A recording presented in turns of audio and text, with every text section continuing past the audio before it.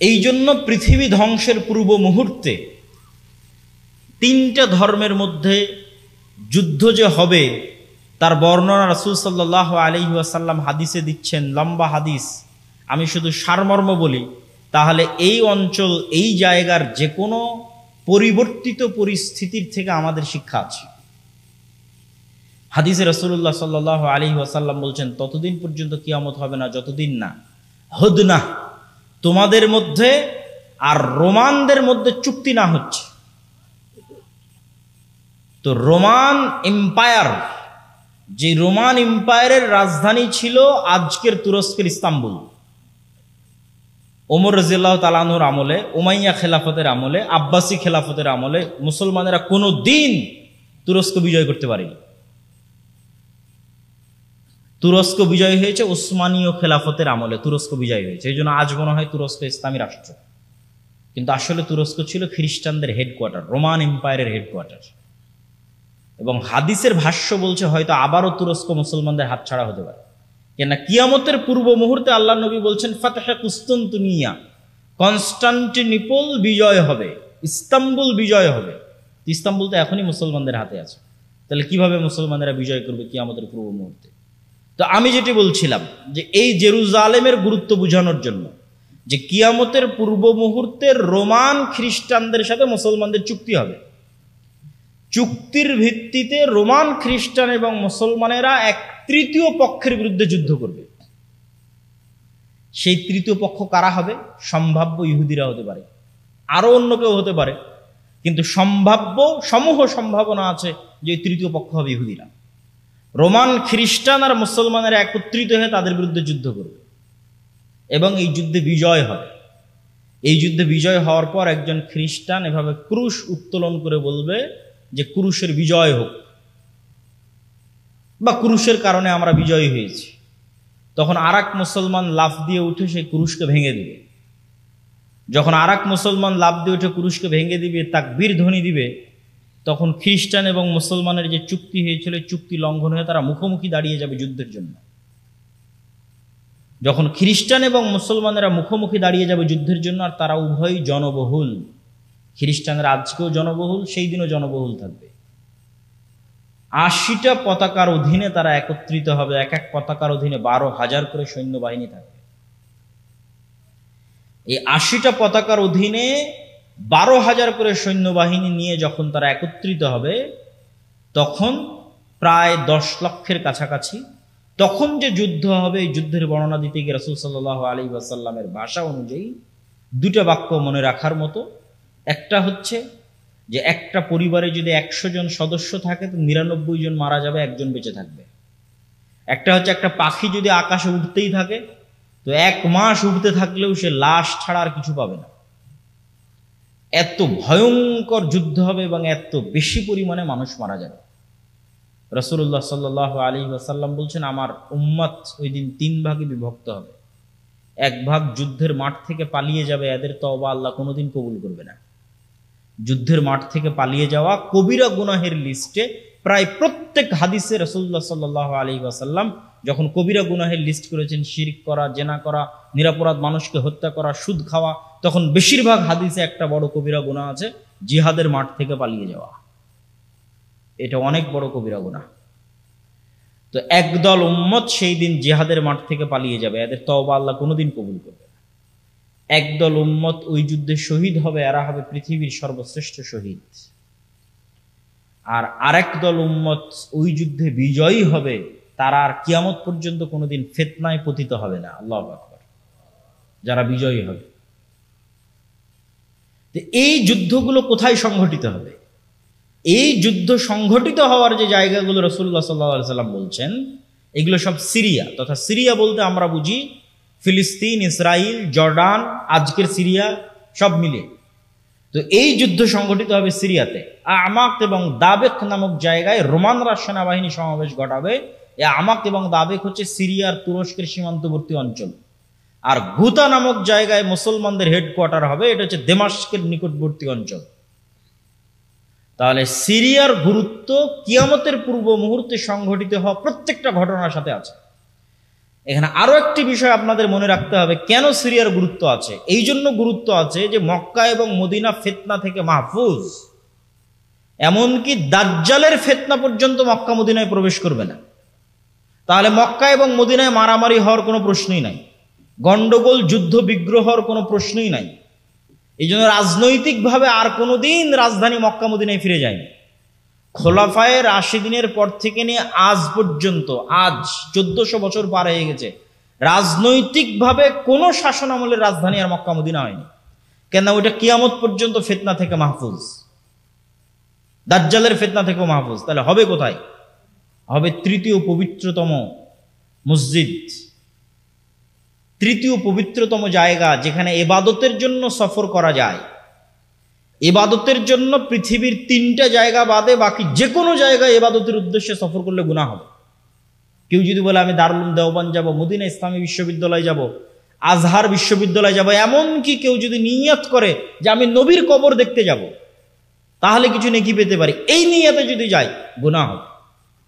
মসজিদে নববীতে সালাত আদায় করব, এই নিয়তে যাবে, নেকি পাবে। মসজিদে নববীতে চলে এসেছি তাই আল্লাহর নবীর কবর জিয়ারত করব, এটা ভিন্ন কথা। কিন্তু আমার নিয়ত যে আমি মসজিদে নববীতে যাব, এই সফরে নেকি আছে। তাহলে এরকম 3টে জায়গা আছে, যে 3টে জায়গায় ইবাদতের উদ্দেশ্যে সফর করা যায়। তার 3 নম্বর জায়গা মসজিদ আকসা। আজ থেকে 80-90 বছর আগে একজন হাজি যখন ভারত, পাকিস্তান, আফগানিস্তান, বাংলাদেশ থেকে চলতো, তখন সেই হাজির পক্ষে এটি সহজ ছিল, যারা বাই রোড যাতায়াত করত অথবা যারা সমুদ্র পথে যাতায়াত করত, তারা চেষ্টা করত একসাথে 3টে মসজিদই দেখে আসতে।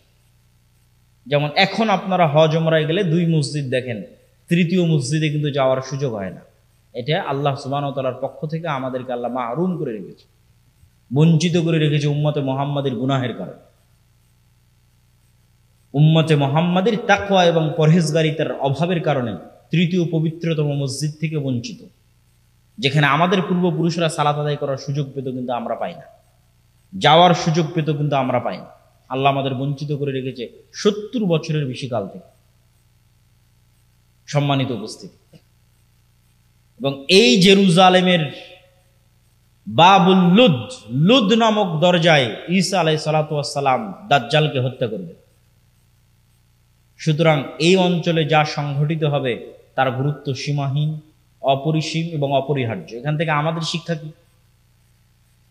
এই বিশাল ইতিহাস থেকে আমাদের শিক্ষা হচ্ছে, এই যে জেরুজালেম বা এই যে মসজিদ আকসা, মুসলমানেরা 2 বার বিজয় করেছে।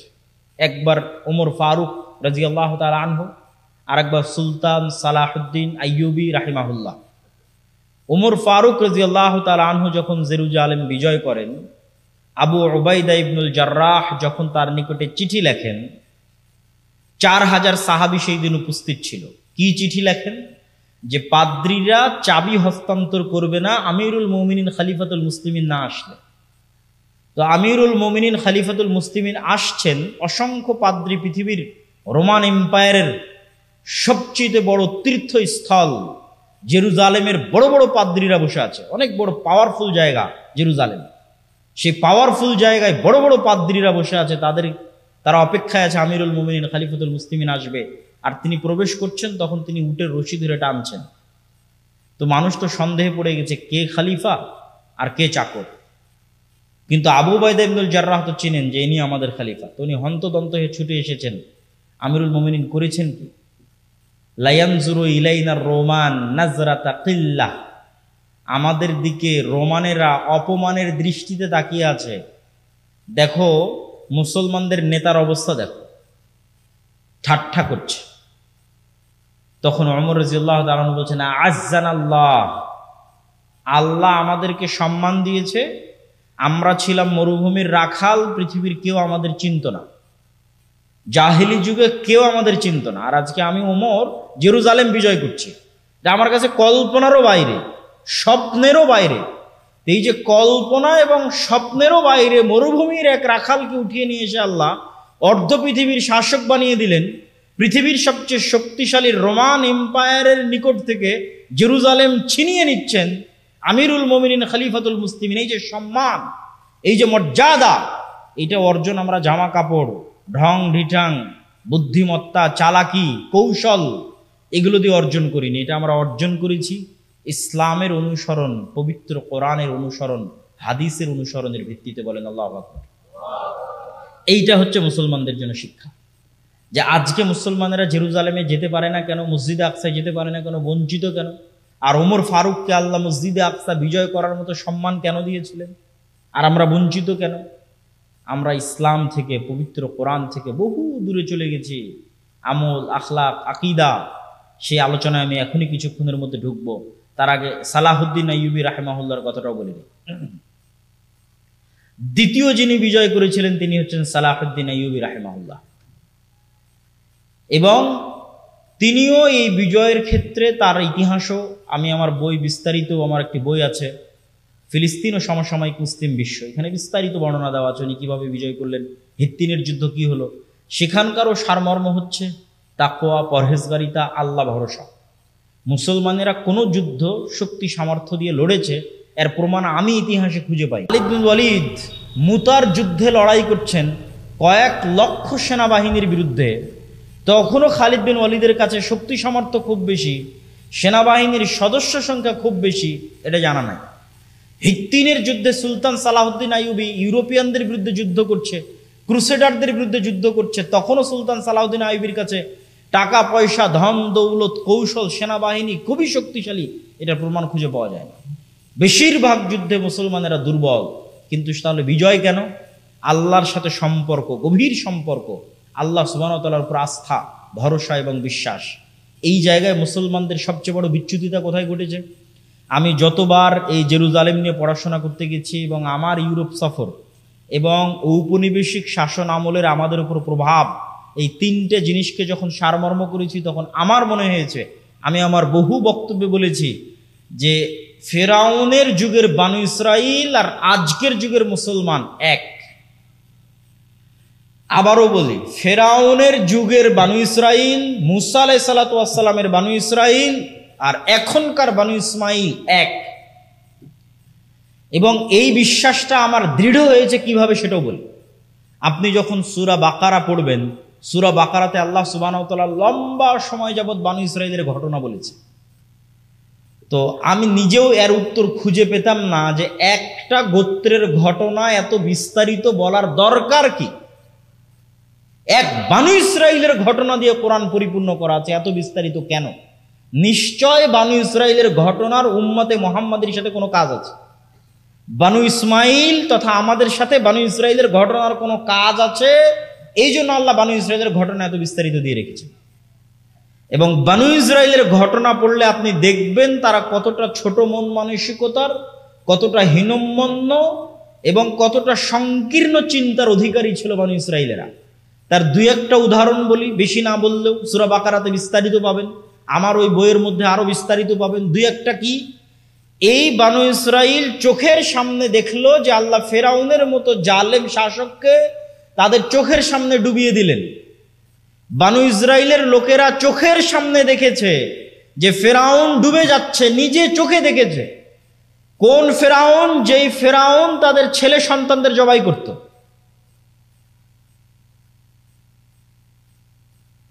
ইউযাববিহুনা আবনাআকুম ওয়া ইস্তাহয়ুনা নিসাআকুম, এই সেই ফেরাউন যে তোমাদের ছেলে সন্তানদের জবাই করত, মেয়ে সন্তানদের বাঁচিয়ে রাখত। এই ভয়ঙ্কর ফেরাউনকে চোখের সামনে ডুবতে দেখেও এই বানু ইসরাইল মুসা আলাইহিস সালাতু ওয়াস সালামকে বলছেন, লান নুমিনা লাকা হাত্তা নারাল্লাহ জাহরাতান, মুসা তোমার প্রতি ঈমান আনয়ন করব না যতক্ষণ না প্রকাশ্যে আল্লাহকে না দেখছি। বলেন নাউজুবিল্লাহ। এর চেয়ে বড় প্রকাশ্যে আল্লাহকে কি দেখবি? চোখের সামনে ফেরাউন ডুবে গেল। তাহলে কত বড় নিমক হারাম সংকীর্ণ চিন্তার একটি জাতি হলে মুসা আলাইহিস সালামকে বলতে পারে, তোমার তাওরাতে বিশ্বাস স্থাপন করি না, তোমার আল্লাহকে সরাসরি দেখতে চাই। এরকম অসংখ্য ঘটনা আল্লাহ তুলে ধরেছেন। লান নাসবিরা আলা তুআমিন ওয়াহিদ ফাদউ লানা রাব্বাক, আল্লাহ তাদের জন্য আসমান থেকে খাবার পাঠাতেন, মান্না সালওয়া।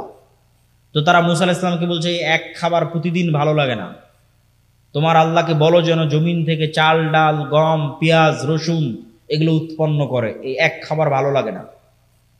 তখন আল্লাহ বলছে, ঠিক আছে, এই চাল, ডাল, রসুন যখন চাও তাহলে সবুজ শ্যামল ভূমিতে যাও, মরুভূমিতে তো এগুলো হবে না। এই ঘটনাগুলো ঘটতেছে মরুভূমিতে, ওই জমি আজও মরুভূমি। আপনি আজকের মিশরে গিয়ে যদি তুর পাহাড় ঘুরতে যান, যে তুর পাহাড়ের পাদদেশে ঘটনাগুলো ঘটছে, এর চারপাশ শত শত কিলোমিটার মরুভূমি, যেটাকে বলা হয় সিনাই মরুভূমি। এই মরুভূমির মধ্যেই 40 বছর বানি ইসরায়েলরা ঘুরপাক খেয়েছিল। তাহলে তো এই মরুভূমি পার হয়ে যেখানে সবুজ শ্যামল এলাকা আছে, ওটা বিজয় করতে হবে, ওখানে যাও, জিহাদ করো। ইযহাব আনতা ওয়া রাব্বুকা ফাকাতিলা, মুসা আপনি আর আপনার আল্লাহ গিয়ে যুদ্ধ করেন, আমরা যুদ্ধ করতে পারবো না। তাহলে যাদের জন্য আল্লাহ পাথর ফেটে 12টা ঝর্ণাধারা তৈরি করলেন, তাদের জন্য, তাদের চোখের সামনে। ওই ইস্তাসকা মূসা লিকওমি ফাকুল নাজরিব বিআসাকাল হাজার ফানফাজারাত মিনহু ইসনাতা আশারাতা আইনা, যখন মুসাকে বলেছিল পানি দাও, মরুভূমিতে পানি নাই, আর সমুদ্রের লবণাক্ত পানি খাওয়া যায় না, এই মরুভূমির পাশে, এই তুর পাহাড়ের পাশেই লোহিত সাগর, এই সব লবণাক্ত পানি খাওয়া যায় না, পানির ব্যবস্থা করো। তখন আমি মুসাকে বললাম, মুসা লাঠি দিয়ে পাথরে আঘাত করো। পাথরে আঘাত করলো, 12টা ঝর্ণা তৈরি হলো তাদের চোখের সামনে। খাবারের ব্যবস্থা কোথায় হবে? মরুভূমিতে খাবার নাই, জান্নাত থেকে খাবার আসে। তাহলে জান্নাত থেকে খাবার আসে, পাথর থেকে পানি বের হয়। ফেরাউন ডুবতে দেখেছে চোখের সামনে, তারপর আল্লাহ বলতেছে যাও যুদ্ধ করো, বলে তুমি আর তোমার আল্লাহ গিয়ে যুদ্ধ করো। তখন আমার চিন্তা চেতনা এবং আমার গবেষণা, যে বানু ইসরাইলের এই বিশাল ঘটনা আল্লাহ কোরআনে উল্লেখ করছে, মানে একদিন উম্মতে মুহাম্মাদি এদের মতো হয়ে যাবে। মানে একদিন উম্মতে মুহাম্মাদি বানু ইসমাইল বানু ইসরাইলের মতো হয়ে যাবে। কিভাবে হবে সেটাও আমি মিলিয়েছি। আমার এটা গবেষণা ভুল হতে পারে, ঠিক হতে পারে। আমার গবেষণা হচ্ছে যে বানু ইসরাইল এরা তো নবীর সন্তান। এই যে যারা বলতেছে যে আমরা তোমার আল্লাহকে না দেখলে ঈমান আনয়ন করবো না, তুমি আর তোমার আল্লাহকে যুদ্ধ, তো নবীর সন্তান। কোন নবীর সন্তান? ইব্রাহিম আলাইহিস সালামের সন্তান। ইব্রাহিম আলাইহিস সালামের ছেলে ইসহাক, ইসহাকের ছেলে ইয়াকুব, ইয়াকুবের ছেলে ইউসুফ। ইউসুফ কুয়াতে নিক্ষিপ্ত হয়ে ভাইয়েরা ফেলে দিয়েছে, ওখান থেকে মিশরের বাজারে বিক্রি হয়েছে। তারপরে ইউসুফ আলাইহিস সালামের মৃত্যুর 300-400 বছর পর মুসা আলাইহিস সালাম, একই বংশ। ইউসুফ আলাইহিস সালাম যেই বংশ, মুসা আলাইহিস সালাম ওই বংশ। ইউসুফ আলাইহিস সালামের 300-400 বছর পর মুসা আলাইহিস সালাম। তাহলে 300-400 বছরে এত পরিবর্তন নবীর সন্তানদের কেমনে সম্ভব? এর আর দ্বিতীয় কোনো উত্তর নাই যে ইউসুফ আলাইহিস সালামের মৃত্যুর পর ইউসুফ আলাইহিস সালামের যাদের সাথে জোট ছিল তাদের যখন পতন হয়, আর ফারাওদের যখন উত্থান হয়, তখন এরা আগের সরকার আর আগের সরকারের সাথে যাদের জোট ছিল, উভয়ের উপর জুলুমের স্টিম রোলার চালায় ফারাওরা। তাহলে আগের সরকারের জোট সরকারকে ইউসুফ আলাইহিস সালাম মন্ত্রী ছিল, আর তার ভাইয়েরা 12 ভাই। ওই 12 ভাইয়ের জন্য 12টা ঝর্ণা তৈরি হয়েছিল। 12 ভাইয়ের সন্তানের জন্য নদীতে যখন আল্লাহ বলেছিল যে সমুদ্রের রাস্তা তৈরি হও, 12টা রাস্তা তৈরি হয়েছিল ইউসুফ আলাইহিস সালামের 12 ভাইয়ের 300-400 বছর পরের পরবর্তী বংশধরের জন্য 12টা রাস্তা তৈরি হয়েছিল। আর পাথর ফেটে 12টা ঝর্ণাও বের হয়েছিল ইউসুফ আলাইহিস সালামের 12 ভাইয়ের 300-400 বছর পরবর্তী বংশধরের জন্য। এরা নবীর সন্তান। তাহলে এই 300-400 বছর ফেরাউনের গোলামি করতে করতে করতে করতে অন্তর ছোট হয়ে গেছে, আত্মমর্যাদা হারিয়ে ফেলেছে। গোলামের কোনো আত্মমর্যাদা থাকে না, নেতৃত্বের গুণ হারিয়ে ফেলেছে। মিথ্যা বলা, চুরি, ডাকাতি, দুর্নীতি, যত রকমের ধোঁকাবাজি, শঠতা, সকল কিছু গোলামি করতে করতে শিখে ফেলেছে। কেননা যখন একটা মানুষ গোলাম হয় তখন এগুলো শিখতে বাধ্য হয়। ধরেন আপনার এখানে সামনে যদি 2 জন গোলাম উপস্থিত করে দিয়ে আমি এটা একটা রুটি, খাবারের রুটি আমি এভাবে নিক্ষেপ করলাম, তোমরা মারামারি করে খাও, তো এই রুটিটা মারামারি করে নেওয়ার জন্য ওদের 2 জনকে ধোঁকাবাজিপূর্ণ আচরণ করতে হবে, মারামারি করতে হবে, মিথ্যা বলতে হবে, একজন আরেকজনকে ঠকাতে হবে, তাহলে নিতে পারবে। তাহলে এই যে পরস্পরকে ঠকানোর প্রতিযোগিতা, এটা গোলামের মধ্যে তৈরি হয়। তাহলে দীর্ঘ 250-300 বছর ফেরাউনের গোলাম থাকার কারণে নবীর সন্তানরা এরকম হয়ে গেছে। এবার উম্মতে মুহাম্মাদি, আমরা তো উম্মতে মুহাম্মাদি, ফারুকের উত্তরসূরি, আবু বকরের উত্তরসূরি, খালিদ বিন ওয়ালিদের উত্তরসূরি, তারিক বিন জিয়াদের উত্তরসূরি। এদের অবস্থা এরকম কেন? এরাও হচ্ছে ঔপনিবেশিক শাসন আমলে 200 বছরের গোলাম ছিল। শুধু আমরা না, আফ্রিকার মুসলমানেরা থেকে শুরু করে পাকিস্তান, ভারত থেকে শুরু করে পৃথিবীর প্রায় 90% অঞ্চলের মুসলমানেরা ইউরোপের গোলাম ছিল 200-250 বছর। আমরা যখন বাদশাহ আলমগীরের জামানায় ছিলাম, আমি চিন্তা করি, আমার কল্পনা শক্তি বলে যে বাদশাহ আলমগীরের জামানায় যখন মুসলমানেরা ছিল তখন মুসলমানেরা মিথ্যা বলা জানত না। কেন? তখন রাজা, বাদশাহ, তখন আত্মমর্যাদা ভিন্ন, আত্মসম্মান ভিন্ন। পুরো ভারতের 5 ভাগ জমির 1 ভাগ জমি শুধু মসজিদ মাদ্রাসার নামে ওয়াকফ আছে। তুমি মিথ্যা বলবে কেন? ধোকা দিবে কেন? মারামারি কাটাকাটি করবে কেন? কিন্তু যখন ব্রিটিশদের অধীনে 190 বছর গোলাম, তখন গোলামি করতে করতে রক্তের মধ্যে মিথ্যা ঢুকে গেছে, বানু ইসরাইল হয়ে গেছে। ধোকাপূর্ণ আচরণ, শঠতা আচরণ, দুর্নীতি প্রবেশ করে গেছে। একই অবস্থা আফ্রিকার মুসলমানদের, এবং তাদের অবস্থা আমাদের চাইতে খারাপ। কেন খারাপ? ব্রিটিশদের চাইতে জঘন্য নিকৃষ্ট কলোনি হচ্ছে ফ্রান্স, স্পেন আর ইতালির কলোনি। ইংল্যান্ডের কলোনির চাইতে নিকৃষ্ট কলোনি। আমাদেরকে তো ইংল্যান্ডেরা ন্যূনতম স্বাধীনতা দিয়ে গেছে, স্পেন এবং ফ্রান্স আফ্রিকার মুসলমানদেরকে ন্যূনতম স্বাধীনতাটুকু দেয়। অস্ত্র কিনতে হবে ফ্রান্সের কাছে, তোমার ব্যাংকের টাকা কেন্দ্রীয় ব্যাংকে থাকবে ফ্রান্সে। এখন আজকের কথা বলছি, তোমার পররাষ্ট্রনীতি ফ্রান্স নিয়ন্ত্রণ করবে। তুমি বাইরের কোনো দেশের সাথে অস্ত্র চুক্তি করতে পারবে না, কোনো পররাষ্ট্রনীতি চলবে না, সব হবে ফ্রান্স কেন্দ্রিক। এখনকার কথা বলছি, আজকের কথা বলছি। তোমার সেনাবাহিনীকে সকল ট্রেনিং দিবে ফ্রান্স। তোমার দেশের সকল খনিজ সম্পদ একমাত্র ফ্রান্স উত্তোলন করতে পারবে, বিক্রি করতে পারবে। আফ্রিকা কোটি কোটি টাকার খনিজ সম্পদের উপর ভাসতেছে, কিন্তু পুরো খনিজ সম্পদ নিয়ে যাচ্ছে কারা? ইউরোপিয়ানরা। আর ওই খনিজ সম্পদ যেন ইউরোপিয়ানরা নিয়ে যায়, তার জন্য গার্ড দেয় জাতিসংঘের শান্তিরক্ষী বাহিনী। আর সেই জাতিসংঘের শান্তিরক্ষী বাহিনীতে আমাদের বাংলাদেশ আর্মি, পাকিস্তান আর্মি যুদ্ধ করে। তো সম্মানিত উপস্থিতি, এই আফ্রিকানদেরকে যখন আপনি ইতালি, ফ্রান্স, স্পেনের মাটিতে দেখবেন, তখন দেখবেন তারা বাঙালি মুসলমানদের চাইতে বেশি মিথ্যুক, বাঙালি মুসলমানদের চাইতে বেশি ধোঁকাবাজ, বাঙালি মুসলমানদের চাইতে বেশি শঠতাপূর্ণ আচরণ করে।